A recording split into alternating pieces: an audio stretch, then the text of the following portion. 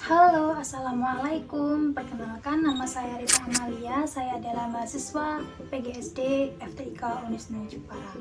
Nah, pada video kali ini saya ingin memaparkan hasil dari penelitian saya yang berjudul Persepsi Mahasiswa PGSD terhadap anak berkebutuhan khusus di sekolah penyelenggara inklusi. Nah, bagaimana persepsi dari teman-teman PGSD, khususnya nanti yang telah mendapatkan mata kuliah pendidikan inklusi. Nah, kalau kalian penasaran, harus tonton terus videonya sampai habis dan jangan lupa like, comment, serta subscribe.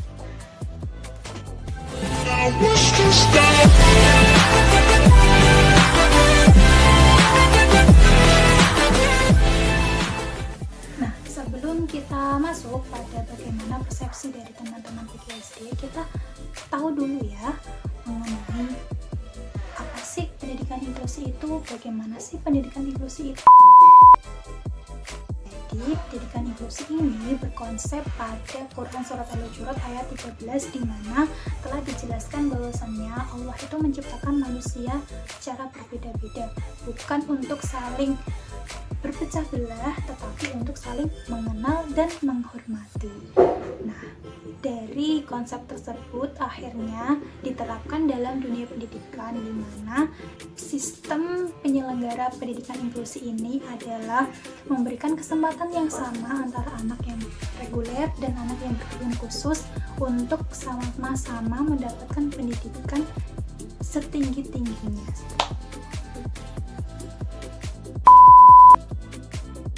Kemudian mengenai anak berkebutuhan khusus. Anak berkebutuhan khusus itu yang seperti apa sih? Jadi teman-teman, anak berkebutuhan khusus itu bukan berarti anak yang bodoh atau anak yang bisa dibilang idiot atau yang sebangsanya, tentang persepsi buruk itu. Nah, anak berkebutuhan khusus ini adalah anak yang berhak mendapatkan penanganan khusus dari kita, khususnya nanti guru atau orang tua yang mempunyai anak berkebutuhan khusus. Nah, di sini anak berkebutuhan khusus itu ada dua jenisnya. Yang pertama, dia itu IQ-nya lebih tinggi daripada anak yang biasanya. Dan yang kedua adalah anak yang IQ-nya lebih rendah. Seperti itu. Jadi bukan berarti anak yang bodoh ya, anak berkebutuhan khusus ini. Kenapa sih saya tertarik untuk melakukan penelitian ini? Karena saya itu penasaran dengan bagaimana sih persepsi atau pandangan mahasiswa PGSD ini terhadap anak berkebutuhan khusus, karena di kenyataannya atau di lapangan itu masih banyak yang mempunyai persepsi buruk dengan anak berkebutuhan khusus, tidak terkecuali guru yang mengajar. Akhirnya di sini saya memutuskan untuk melakukan penelitian mengenai persepsi mahasiswa terhadap anak berkebutuhan khusus di sekolah inklusi. Nah, pada penelitian kali ini saya menggunakan metode survei, di mana dengan jenis penelitian yaitu kuantitatif deskriptif. Jadi nanti saya akan mendeskripsikan data yang telah saya dapatkan. Nah, di sini langkah-langkah yang saya lakukan adalah yang pertama, merumuskan masalah dan tujuan survei. Yang kedua, memilih teknik pengumpulan data. Yang ketiga, membuat instrumen. Yang keempat, menyebarkan instrumen. Yang kelima yaitu analisis data dengan menggunakan Google Form. Nah, di sini cara kerjanya yaitu saya membuat daftar kuesioner di Google Form, kemudian saya sebarkan link tersebut ke WA pada teman-teman PGSD, kemudian mereka memberi respon. Nah, sekarang kita masuk pada pembahasan. Jadi di sini kuesioner yang saya bagikan ini berjumlah 15 soal, yaitu soal pilihan ganda, di mana ada 5 pilihan jawaban, yaitu yang pertama sangat setuju, setuju, tidak setuju, ragu-ragu maksud saya, kemudian tidak setuju dan sangat tidak setuju. Nah, di sini saya tampilkan alternatif jawabannya. Nah, untuk pertanyaan pertama yaitu mengenai persepsi, apakah anak berkebutuhan khusus itu menurut teman-teman dari PGSD itu memang mengalami kesulitan dalam belajar? Nah, ternyata di sini diagramnya sangat mengejutkan. Semuanya yaitu menjawab sangat setuju dan setuju. bahwasannya anak berkebutuhan khusus itu memang kesulitan dalam belajar. Jadi itu kurang tepat ya teman-teman. Jadi di dalam buku Desiningrum yang menjelaskan bahwasannya anak pengidap tunadaksa atau ada cacat dalam tubuhnya. Di situ kemampuannya tidak berhubungan dengan intelijensinya atau IQ-nya. Jadi tidak semuanya anak yang berkebutuhan khusus itu mengalami kesulitan dalam belajar. Seperti itu. Kemudian pertanyaan yang kedua. Nah, di sini ada diagramnya. Hal ini menunjukkan bahwa sebagai calon pendidik harusnya yakin akan kemampuan peserta didik.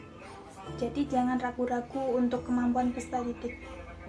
Kalau peserta didik dalam kelas itu sebenarnya memang bisa diajak kerjasama. Untuk pertanyaan yang ketiga, yaitu anak berkebutuhan khusus mampu mengerjakan tugas yang diberikan oleh guru, yaitu mendapatkan hasil data sebagai berikut. Dan pertanyaan yang keempat, yaitu mengenai anak berkebutuhan khusus memiliki potensi meskipun memiliki beberapa kesulitan dalam perkembangannya. Nah, di sini didapatkan data sebagai berikut. Pada pertanyaan yang kelima, di sini ada datanya. Nah, di situ menunjukkan bahwasannya persepsi mahasiswa ini sudah baik, namun masih banyak terjadi keraguan juga ya. Di situ ada 32,3% masih ragu mengenai anak berkebutuhan khusus itu bisa meningkatkan motivasi belajar anak. Nah, kemudian di sini pertanyaan yang keenam, yaitu mengenai anak berkebutuhan khusus itu sulit untuk diajak komunikasi. Nah, di sini kita lihat datanya, yaitu masih banyak mahasiswa yang menganggap bahwa anak berkebutuhan khusus itu sulit untuk diajak berkomunikasi. Jadi di sini kita harus menghilangkan persepsi tersebut karena tidak semua anak berkebutuhan khusus itu sulit untuk diajak berkomunikasi. Seperti itu ya teman-teman. Nah, kemudian pertanyaan yang ketujuh, yaitu mengenai anak berkebutuhan khusus itu memerlukan bentuk layanan khusus yang sesuai dengan kemampuan dan potensinya. Nah, ini baik sekali persepsinya. Nah, di sini sudah baik persepsinya ya.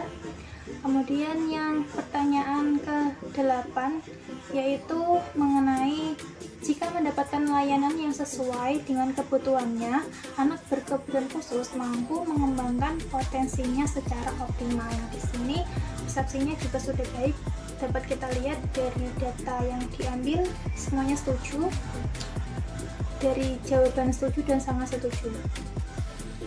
Kemudian pertanyaan yang ke-9, yaitu mengenai anak berkebutuhan khusus dapat belajar bersama dengan anak pada umumnya.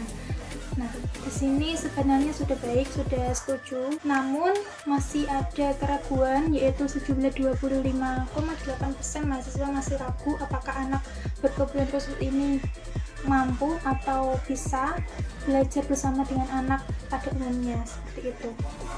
Kemudian yang pertanyaan yang ke-10, yaitu mengenai anak berkebutuhan khusus sebaiknya diberikan layanan yang lebih dibandingkan anak pada umumnya. Nah, hal ini juga sudah bagus karena artinya hal ini menunjukkan bahwa sudah adanya kesadaran dari mahasiswa bahwasannya anak berkebutuhan khusus itu memang layak mendapatkan layanan yang lebih, sehingga diharapkan nanti ketika menemui peserta didik yang mengalami kebutuhan khusus, jadi diharapkan kita sebagai pendidik nantinya akan memberikan layanan yang sesuai dengan potensinya.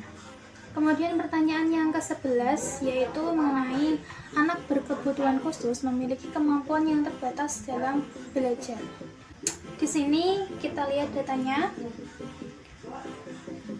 Nah, hal ini menunjukkan bahwa persepsi mahasiswa terhadap anak berkebutuhan khusus kurang baik, sehingga akan berdampak pada layanan anak berkebutuhan khusus di sekolah inklusi.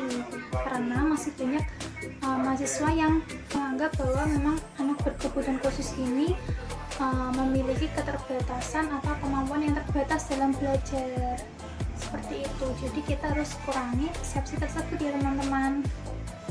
Kemudian pertanyaan yang ke-12, yaitu mengenai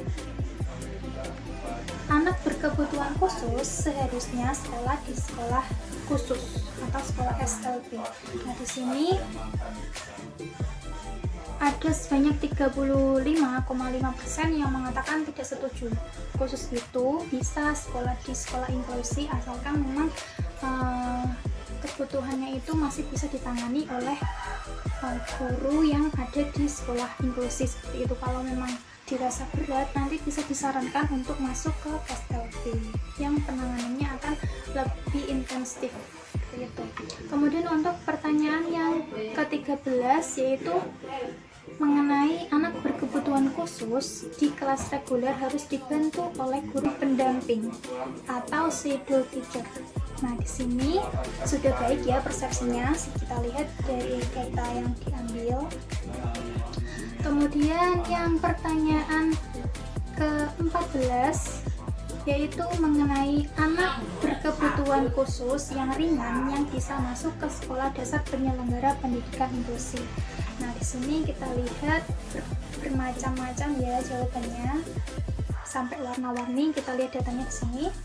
Nah, hal itu menunjukkan bahwa hampir setengah mahasiswa menganggap hanya anak berkebutuhan khusus yang ringan yang bisa masuk di sekolah inklusi, dan sebagian lagi menerima. Kemudian untuk pertanyaan yang ke-15 atau pertanyaan terakhir yaitu mengenai anak berkebutuhan khusus adalah anak yang memiliki karakteristik yang berbeda dengan anak pada umumnya.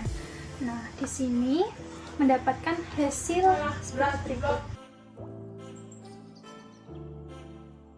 Nah, dari data yang telah didapatkan menunjukkan bahwa persepsi mahasiswa mengenai anak berkebutuhan khusus memang memiliki karakteristik yang berbeda, sehingga diharapkan mahasiswa sebagai calon pendidik ini mampu untuk memahami anak berkebutuhan khusus di sekolah dasar penyelenggara inklusi nantinya.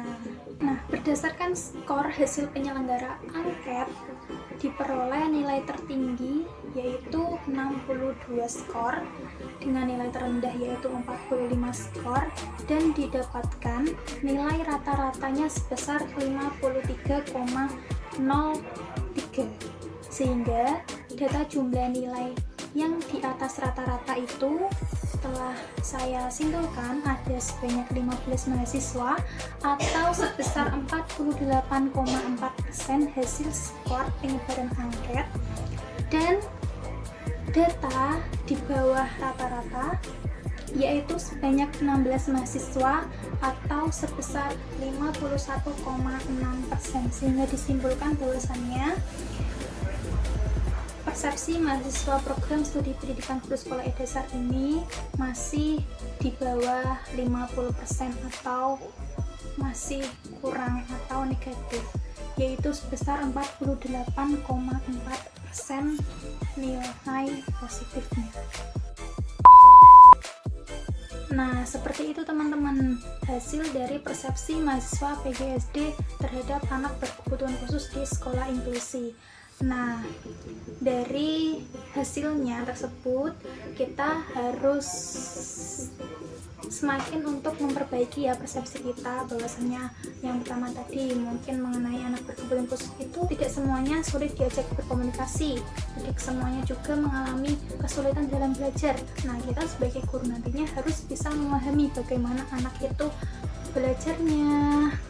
Kita harus memberikan layanan yang sesuai dengan kemampuannya, kita harus mampu menemukan potensinya, dan lain-lain seperti itu. Tetap semangat. Nah, seperti itu hasil dari penelitian saya. Kurang lebihnya saya mohon maaf. Wassalamualaikum warahmatullahi wabarakatuh.